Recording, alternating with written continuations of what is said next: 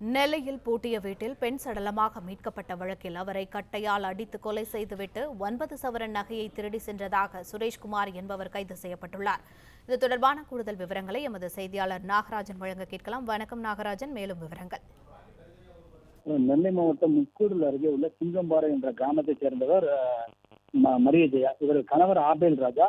இந்த ஆபேல் ராஜா கடந்த 10ஆம் தேதி அந்த முக்கூடல் காவல் நிலையத்தில் ஒரு வழக்கு, அதாவது புகார் ஒன்று அளித்திருந்தார். அதாவது எனது மனைவி நேற்று, அதாவது 9ஆம் தேதி அவர் சொந்தமான டூ வீலரில் திருநெல்வேலி டவுன் செல்வதாக கூறியிருந்தார். ஆனால் இன்று வரை வீடு திரும்பவில்லை என்று அவர் புகார் அளித்திருந்தார். அந்த அடிப்படையில் காவல்துறையினர் வழக்கு விசாரணை தொடங்கியிருந்தார்கள், தேடுதல் எடுத்து தொடங்கியிருந்தார்கள். இந்த நிலையில் கடந்த 15ஆம் தேதி நெல்லை டவுன் பகுதியில் மாணவர்கள் ஒரு வீட்டில் பூட்டி வீட்டுக்குள் துர்நாற்றம் வீசுவதாக அருகில் உள்ளவர்கள் கொடுத்த புகாரின் அடிப்படையில் காவல்துறையினர் கதவை உடைத்து உள்ளே சென்று பார்த்தபோது அந்த ஏற்கனவே முக்கூடலில் காணாமல் போனதாக சொல்லப்பட்ட அந்த மரியஜெயா உள்ளே பிணமாக இருப்பது கண்டறியப்பட்டது. உடனடியாக அழுகிய நிலையில் இருந்த அவர் உடலை காவல்துறையினர் மீட்டு பிரேத பரிசோதனைக்காக அரசு மருத்துவமனைக்கு அனுப்பி வைத்தனர்.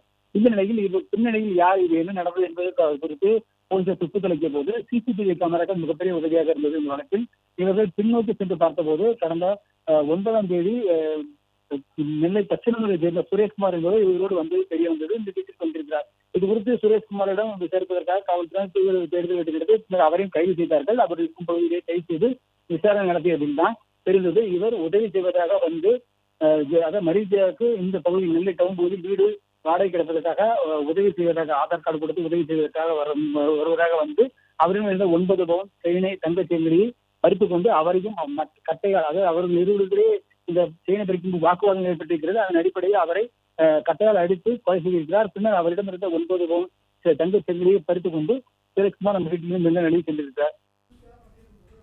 விவரங்களுக்கு நன்றி நாகராஜன்.